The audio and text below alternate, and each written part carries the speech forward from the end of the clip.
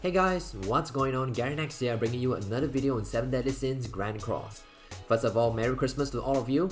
I know it's a bit late, but I was busy partying, hence there was no video for the past few days.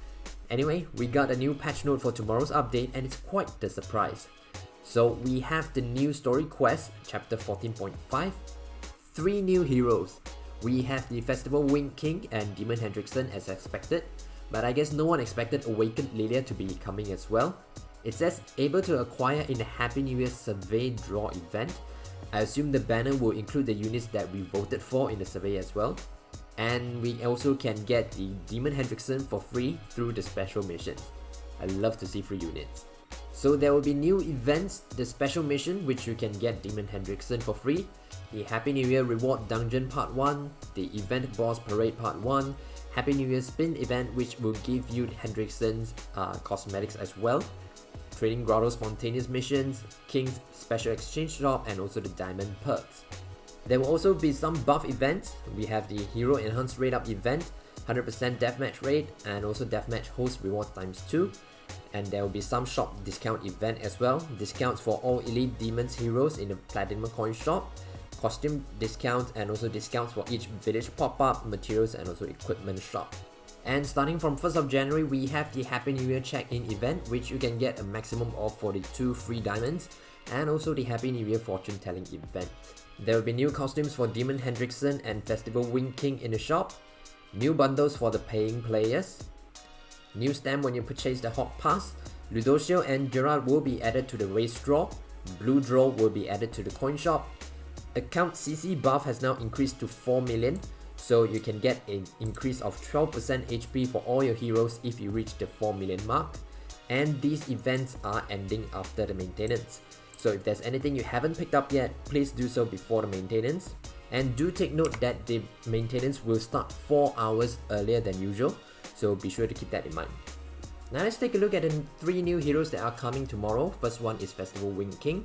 His first skill inflicts damage equals to 180% of attack on one enemy, releases 80% of any damage over time damage, that is rank 1. On rank 2 is 270% of attack and releases 100% of damage. And on rank 3 is 450% of attack and releases 130% of damage. So releases deals a percentage of the leftover damage over time debuff damage as additional damage. His second skill inflicts damage equals to 82% of attack on all enemies, poisons for 3 turns, that is rank 1. On rank 2 is 123% of attack, and on rank 3 is 205% of attack. His ultimate inflicts damage equals to 300% of attack on all enemies, applies Abyss effect on the heroes, and receives 50% less damage for 2 turns. So Abyss inflicts 30% of damage dealt on all enemies at the start of the enemy's turn. So this is 1/6. If you get him up to 6/6, the multiplier goes up to 450% and 60% respectively. His passive nullifies the cleansing effect on recovery skills on enemies with 2 or more poison, bleed, shock, corrosion effects. If there are 3 or more of the aforementioned debuffs, further decreases the enemy's ultimate move gauge by 1 orb at the end of your turn. Festival Wing King allows damage over time debuff to be more useful in both PvE and PvP, so it makes a lot of characters that are previously below average to be more usable. Of course, this can also be easily countered with debuff immunity, and in high level PvE content, the bosses will usually have debuff immunity, or they will remove debuffs at the start of their turn. So it makes your Wing King less effective, but overall, the Wing King is a fantastic unit but easily countered. Gear wise, you want to go with attack defense to increase his damage as much as possible, considering that he has a pretty good attack related stat. If you want him to be more beefy and more CC, then you can go with HP defense as well. Personally, I'm going with HP defense, mainly because my king already has a UR set ready, so there's really no point in making another set. Next, let's take a look at Demon Hendrickson, which we'll be getting for free. His first skill inflicts damage equals to 86% of attack on all enemies, shocks for 4 turns, that is rank 1. On rank 2 is 129% and on rank 3 is 215%. His second skill inflicts damage equals to 76% of attack on all enemies, makes the target bleed for 2 turns, that is rank 1. On rank 2 is 114% and on rank 3 is 190%. His ultimate inflicts weak point damage equals to 385% of attack on one enemy, and weak point deals triple the damage against debuffed enemies. This is 1/6. If you get him up to 6/6, the multiplier goes up to 578%. His passive increases damage of allies' debuff attack skills by 50%, excluding deathmatch. Demon Hendrickson comes in a pair with Wind King. Wind King has poison, while Demon Hendrickson provides shock and bleed.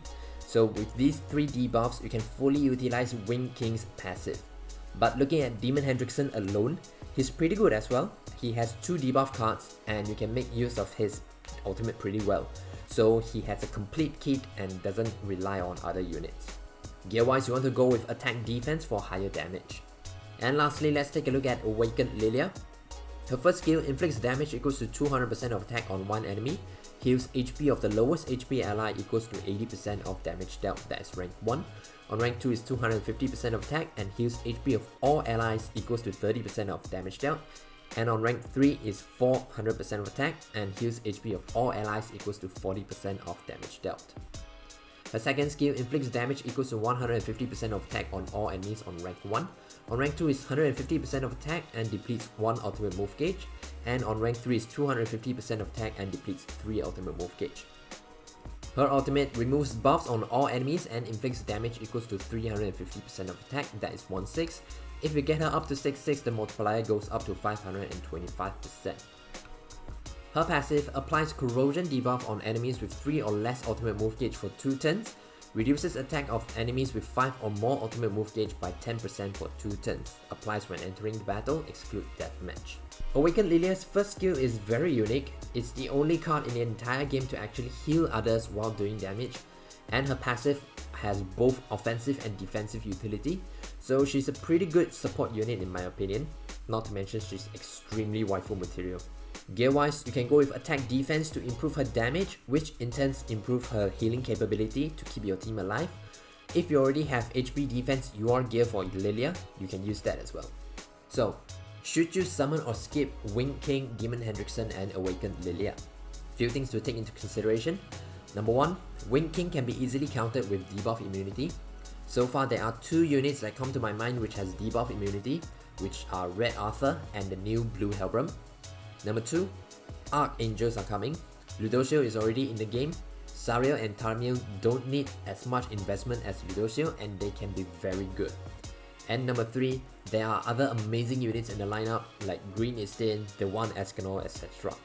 So you really want to be looking at all these future units and make a decision yourself whether these 3 units are really what you want.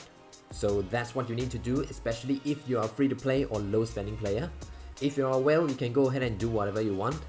Personally, I'm going to summon mainly for Awakened Lillia because she's waifu, but I'm hoping to get Wind King and more copies of LV Melee as well. One last thing that I would like to mention before we end off the video, there will always be stronger and better units in the future.